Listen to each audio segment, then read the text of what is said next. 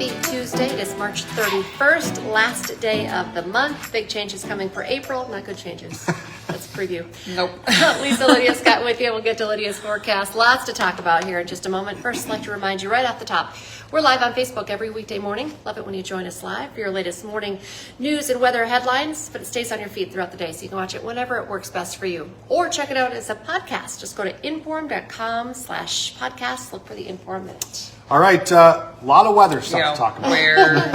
Where to begin? Not nice. No, not necessarily. Cold front moved through overnight, sparked off some rain and some snow showers, so we're waking up to some damp roads around the region. All of that is now gone. The rest of the day will feature at least a little bit of sunshine. Right now, still cloudy, but sun is on its way. Okay. It's just one of those deceiving days where I think it looks a lot nicer outside than it feels. Highs will be in the 20s and the 30s. For the southern parts, including here in Fargo, that's a big turnaround from the 50s and 60s that we had yesterday. Wind picks up out of the northwest, gusting 30 to 35 miles an hour today, so that's going to make it feel even colder. Now we start watching out for clouds to roll in overnight tonight as we turn the calendar into April and snow develops. Kind of starts off to the southwest and then moves up to the northeast throughout the day tomorrow. Right now, I would say starting in Fargo, 2, 3, 4 o'clock, somewhere in that time frame, mid to late afternoon. Initial flakes at least, probably some melting on impact to start. We've warmed up our pavement temperatures over the past several days. Temps themselves tomorrow are likely to be in the mid-30s, so slightly above the freezing point. Cold enough for it to snow, but not really cold enough for it to stick, sort of deal. Until later Wednesday night, when the temperatures start to drop, we're back down into the 20s, and then I think we pile up some snow overnight Wednesday, lasting throughout the day on Thursday. It is a heavier, wetter type of snow. It's Colorado low, so it's moving in from the southwest. It can meet moisture out of the Gulf, and that can give us lots of fuel and juice for these systems to work with, and so it tends to be those big, fat, wet snowflakes, where it's almost like a slushy raindrop sort of situation. So melting on impact can cut down snow amounts, and then also compaction, because as it's falling, it can kind of sink and compact a little bit because it is so heavy and wet. Tricky things when it comes to snowfall forecasting. I would say a few inches will be possible, especially off to the southeast, lighter further up to the north and to the northwest. Good news is that I don't have a lot of wind, so I think that is one at least takeaway, is that I don't see winds gusting like crazy to blow it around or make it really tough to see. This is just a good, wet, heavy snow. Obviously, within snowfall, your visibility is going to be reduced, but I don't think like full-blown blizzard conditions. Winds right now are looking 10 to 20 miles an hour. We live in North Dakota and northern Minnesota, so at least some level of wind is expected and normal. It won't be necessarily calm outside, but not crazy windy. That snow wraps up through Thursday night. I think we get a little break on Friday before system number 2 moves in pretty much the exact same track.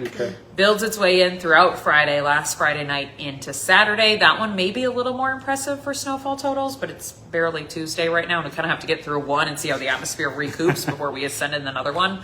Again, complicated. Still looking at heavy wet snow because it is that same type of system. Colorado low, temperatures dancing around the freezing point, so we could easily pile up a little bit of snow, especially through the overnights when your temps are back down into the 20s. Still thinking about the same for wind, 10 to 20 miles an hour. It's obviously a big weekend for travel. It's barely Tuesday right now, so we're not canceling or changing plans just yet, but it's something that we're watching for. I think the snow winds down with system number 2 throughout later Saturday, leaving us drier for Sunday, Easter itself. Partly cloudy and highs in the 30s. Kind of chilly. Probably some new snow on the ground for some of your egg hunts on Sunday morning. But with a little bit of sunshine and it being early April at that point, I think melting even as early as Easter itself. You get some sun, a good sun angle on some brand new snow, and especially wet snow. So I think we do at least a little bit of initial melting as early as Sunday. Temps next week, I do have a little bit of a warm up, back closer to 50 by the middle of the week. So we're just kind of in a downhill swing right now. We'll dig our way out of it. There will be some snow to deal with in between. All right. I would expect some sort of winter weather advisory, at least for tomorrow, if not a winter storm warning in southern parts where maybe a little bit more snow is expected. So that's probably an update that you'll see later today. Could come as a winter storm watch and then eventually gets upgraded to an advisory or a warning.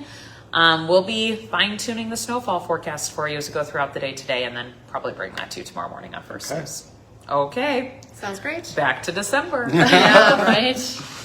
Okay, to your morning news headlines. Today, we're expecting to learn more about a man and child who were found dead from apparent gunshot wounds in rural Becker County. The sheriff's office says the discovery came after a request for a welfare check.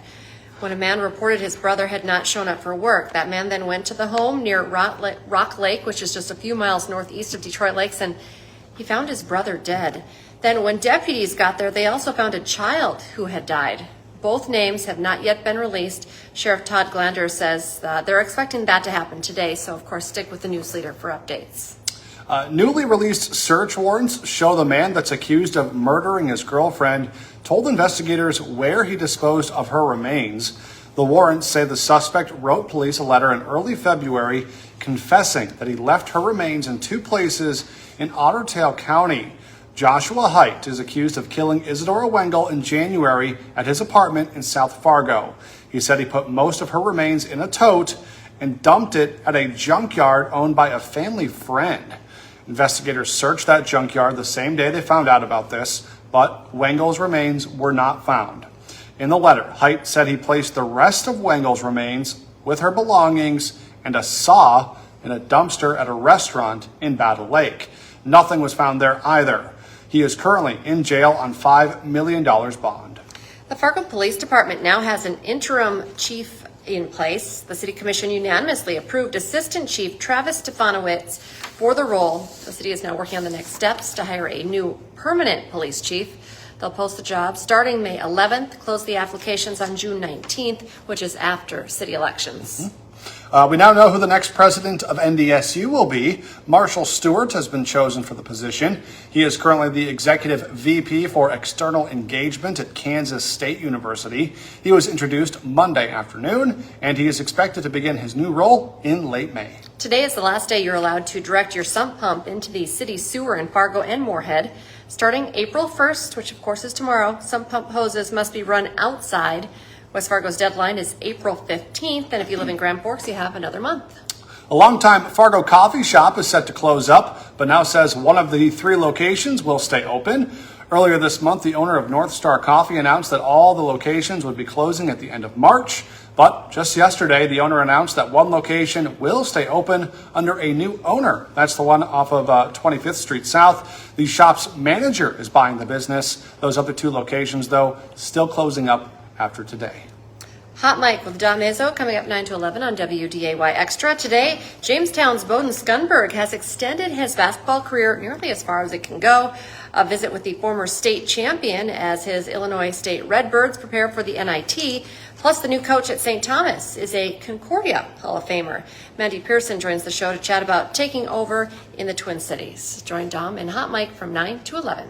Don't forget, for just 99 cents a month for your first 3 months, get an all-access pass to our website, Inforum.com. Go to Inforum.com/subscribe to get the deal. Join us for our next newscast. Is coming up at 11 this morning, and then this afternoon, 4, 5, 6, and then 9 and 10 tonight. And be sure to join us tomorrow morning on First News from 5 to 7. Have a great day, everyone.